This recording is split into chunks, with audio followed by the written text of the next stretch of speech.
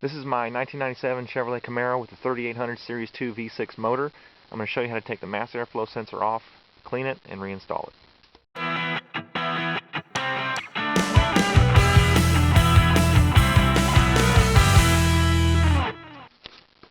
Alright, to get your mass airflow sensor off is really easy. You've got these two screws that are holding the sensor into place.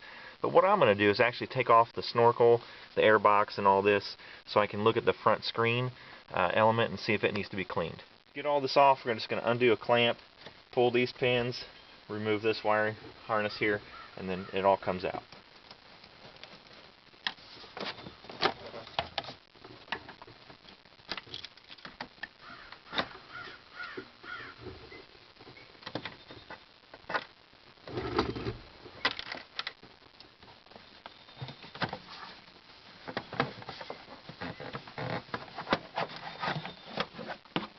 It's got these special screws in it. I don't have the tool, but I just used a pair of pliers and just got on the outside of the screw here and was very careful to loosen it that way. Now I can get it to where I can just get it off with my hand.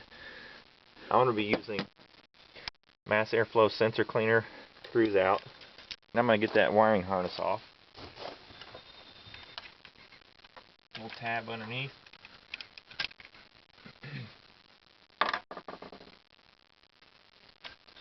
Alright, that's all there is to it to get it out. Alright, you can see these little elements in the mass airflow sensor here.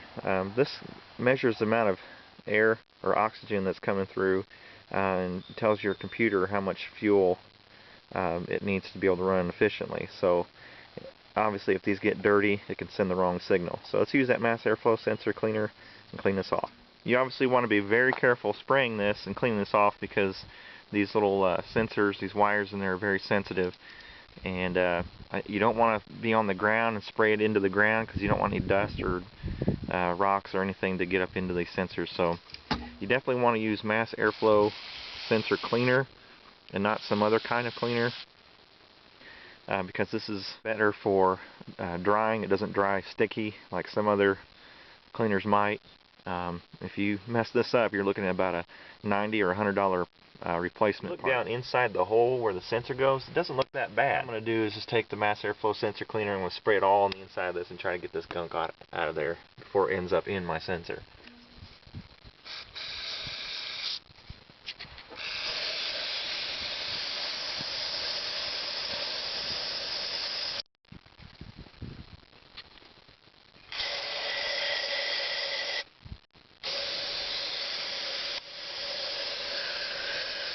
I cut the screen out and cleaned it.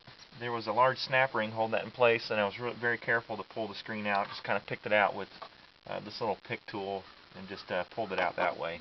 Alright, I've let everything air dry for a few minutes. Now I'm just going to put everything back together.